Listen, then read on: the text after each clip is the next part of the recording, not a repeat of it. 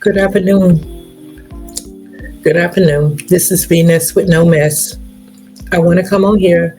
I want to talk about Mr. Johnson. He was the witness of the death of the black teenager, as y'all can recall, Michael Brown. And as I can recall, it was 11 years ago where this young gentleman had been alive. And what I want to do is show a clip from the news. Only thing I can say, rest in peace. This is really sad. This is really sad. Because at first when this happened, everyone was wondering, did he get shot by a white man, a white cop? Everyone was talking about it. And now once they found out it wasn't a white man, a white cop, no one talking about it. It's like all blacks, as long as blacks are killing blacks, no one's going to talk about it. No one want to say anything about it. But soon a white person, another race kill a black person, you want to march, you want to fight, you want to tear down this and tear down this stuff, trying to prove a point. No, you're not. You're not proving nothing. The only thing you is doing when a white man, another race kill a black man, this is your advantage to get what you want. That's why you started breaking in stores and probably robbing people. But I just get so emotional when I see our black are killing each other, hurting each other. So guys, I just want to y'all guys listen to this clip and then we'll talk about this. Hold on a second.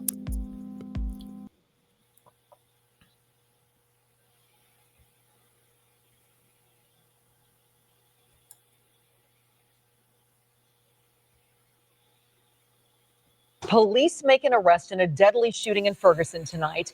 The victim is a man nationally known as the witness to the Michael Brown police-involved shooting back in 2014. That case sparked national outrage and massive protests in Ferguson. Fox News' Caroline Petty joining us with what we know about today's case and the victim. Caroline, bring us up to date. Yeah, Margie, it's still very early in the investigation of this tragic turn of events in Ferguson today. Dorian Johnson, the witness who was with Michael Brown on the day he was shot, has now been killed in a separate shooting. It's drawing national attention back to the same neighborhood that it all took place in. Ferguson police told Fox 2 they responded to the 9,000 block of Abaco Drive shortly after 8:30 this morning, and it was for reports of shots fired. When officers arrived, they found 33-year-old Dorian Johnson of Jennings suffering from gunshot wounds. He later died after being taken to the hospital. Authorities say one person is in custody, and police have applied for charges with the St. Louis County Prosecutor's Office. Johnson is known nationally as the man who was walking with Michael Brown in 2014, moments before Brown was fatally shot by Ferguson police officer Darren Wilson.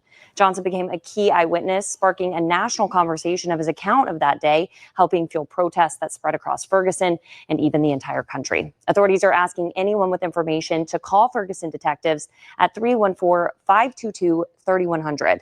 And the Ferguson Police Department released a statement today regarding today's shooting. It says, no officers, Ferguson or otherwise, were involved in this incident other than to begin our investigation. There had been earlier rumors that this was an officer-involved shooting. However, that information is incorrect. Now, police also towed a black Mercedes from the scene. They were confirming that it's believed to be involved. So, like I said, this is early on in the investigation, but I'm sure more answers will come out very soon. Yeah, probably be hearing much more about this. Caroline, thank you.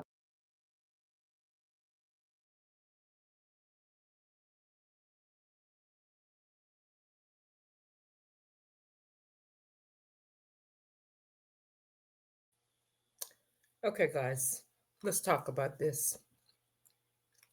This is what I'm trying to tell our young folks. Put the guns down. Love on each other. We're out here. Our blacks are killing each other. Do y'all see this picture right here?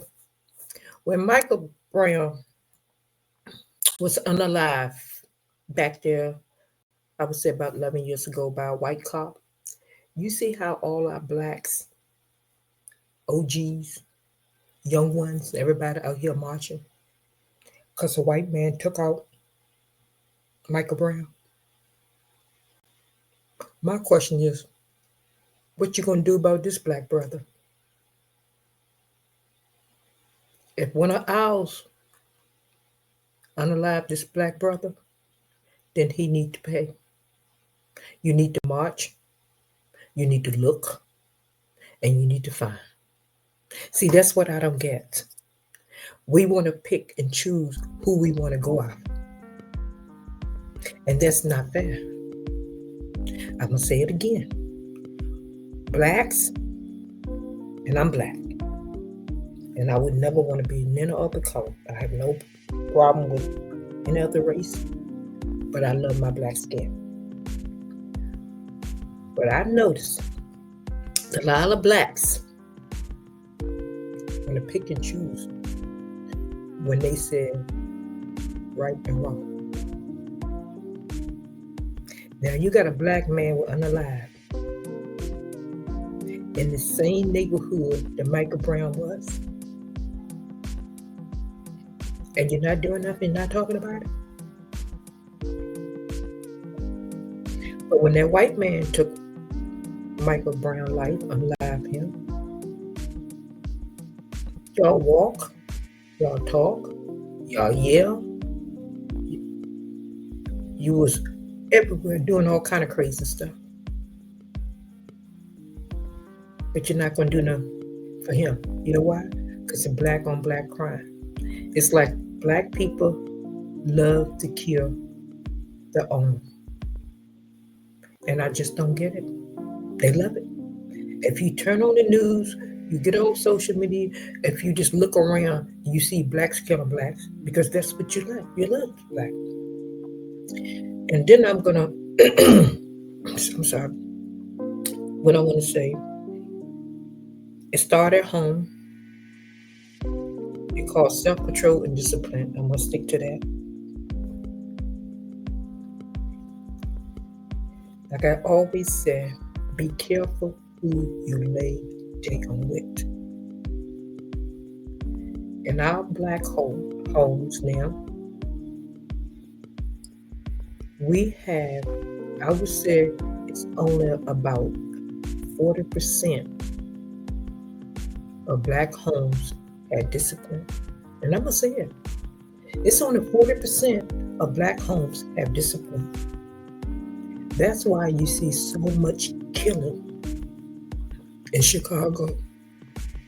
Hold on a second.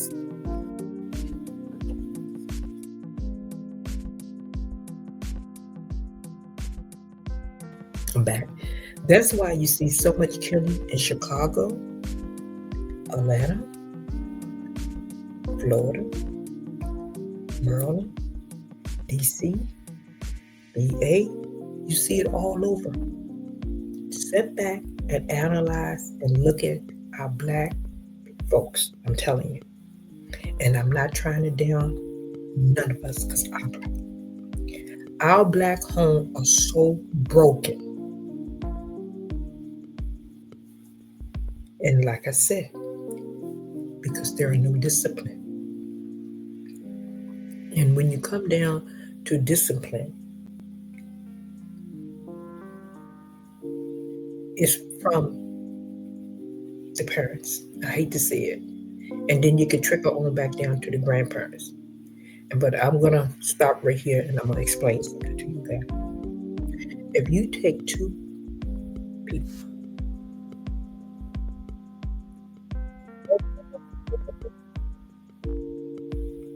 if that man and woman both is lacking discipline and self-control, when they get together and decide to have a kid, happen, I don't know if they decided or not, or something happened and they have a kid,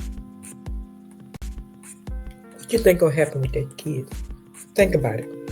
Think about it. Think about it for 1 second.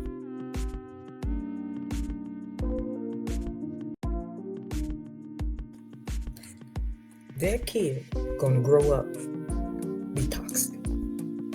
That kid's gonna grow up with less discipline. Because if you plant a seed with less discipline, it's gonna grow with less discipline. And I'm trying to be as nice as possible, because I know some young kids may look at this. Our young people doesn't have a chance because we have men and women that ran out here, commit crime, killing, doing all kind of raping, all kind of stuff out here, all kind of crazy stuff.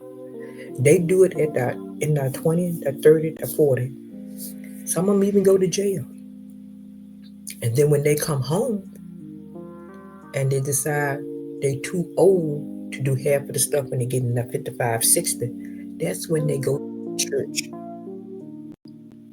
And then they want to be saved. And then they have our kids and grandkids out here committing crime. And then when you talk to them about their kids, well, they grown, ain't nothing I can do. True, they grown, there's nothing you can do. But you need to sit back and think, mother and father, grandfather and grandmother, you plant this.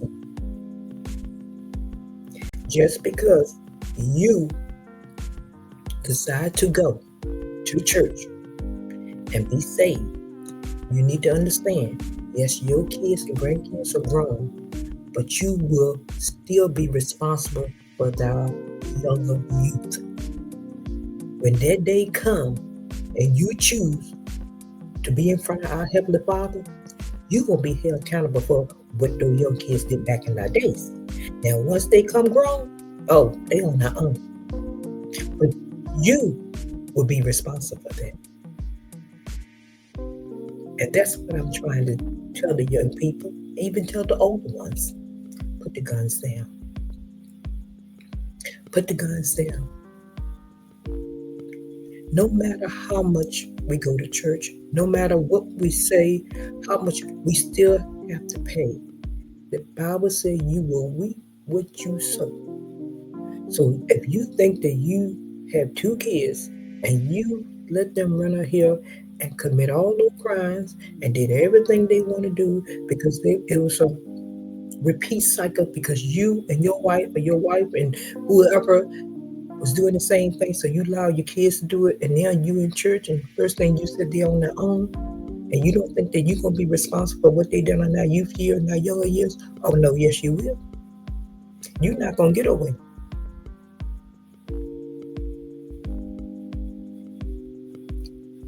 This young guy had lost his life.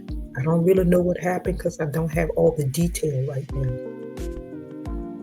And once I get the detail, I will come back and I'll update y'all guys. But I just want to let you know that this gentleman, Mr. Johnson, he was a witness in the death of Michael Brown. And that was in Ferguson about 11 years ago. Now he done lost his life. And I'm not for sure the person that was arrested, if he's still in custody or if he's out. I haven't heard anything. And I don't like to get garbage feedback off the internet. I like to get it from the police station. So guys, please put the guns down. I mean, it's getting to the point now, get sick of looking at RIP, rest in peace. It's getting to the point that our names for black people now is rest in peace. That's all we see for blacks. Rest in peace, rest in peace, rest in peace. That's our new logo now. I guess we all need to wear that on our shirt, because we don't know what day it's going to happen to our household. Because we have kids out here that are out of control. And like I said, I'm going to repeat it again. A lot of our youth and babies and young ones are out of control because it's the environment, the household that they was brought up in. It's no more 60% of blacks are doing okay. No, it had dropped beneath 50%. Wake up, black people. Wake up. We're allowing our youth, even the older ones, to kill each other, to kill our blacks. We don't have to worry about the Ku Klux Klan and the white man killing us no more. So guess what? They're getting 2 for 1. Some of them even getting 4 for 1. And what I mean by that, whoever pulled the trigger and unalive Mr. Johnson, guess what? Mr. Johnson is gone. If they can prove that he unalive Mr. Johnson, and he'll be in prison. So that's 2 for 1. And then you got some of them out here that do drive-by shooting, run up into someone's house, and they take out 3 or 4 persons, okay? So when that happens, you got 3 people gone. And then you have the one that unalive, and maybe somebody with him, that's 5. So you got 5 people gone. And so, like I said, we don't have to worry about the Ku Klux Klan coming out here getting us, because we're doing it to ourselves. And what they doing is sitting back with our pad, and they just checking. They said 3 black men today, 3 black men in Virginia, 3 black men in Atlanta. Then they said 16 black people in Chicago. So they don't have to do anything. They just sitting back, sipping on their iced tea, and saying, "Good job, blacks." And we just sit there, can't see it. I don't understand. A lot of blacks walk around here like they know it all, they got it all. They on social media, they out there trying to live this fast life, but you don't see what's going on. But let a white man or let a white cop shoot one of our black men, you'll see that on the news again about black man, Black Lives Matter, black man need to live, a justice for all, black man need to grow old. You'll see that. Let the white man pull the trigger, you'll see that. But if a black man pull the trigger, a black woman pull the trigger on another black person, you're going to sit there, you're not going to say anything. So I'm telling you, black people, wake up. And I'm going to say this to the young folks before I get off. If you was raised in a household with no discipline, and once you're able to understand and capture right from wrong, you need to reach out for resources. You do not have to repeat what your mother, or your father, your grandmother, or grandfather, your uncle or auntie had done in the past. Once you know it's wrong, you need to adapt that and look for resources and get away from them. It's nothing wrong with loving your family from a distance. I'm going to repeat that again. It's nothing wrong with loving your family from a distance, because our Heavenly Father will appreciate if you will use your own common sense, young people. I understand some people, some young kids are 13, 12 and have no outlet. What you need to do, you need to pray to our Heavenly Father, and you need to reach out to someone in your family. If you have someone in your family with common sense, like maybe older cousins or maybe an auntie or uncle that do have common sense. Because if you don't, you're going to end up 23, 24, repeating the same thing your mother and your father did. And guess what? You're going to go to prison. You're the one going to suffer. So, young people, think before you act. Use self-control.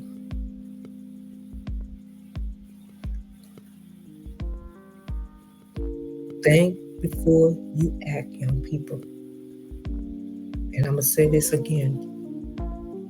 If you feel like you lacking discipline, reach out.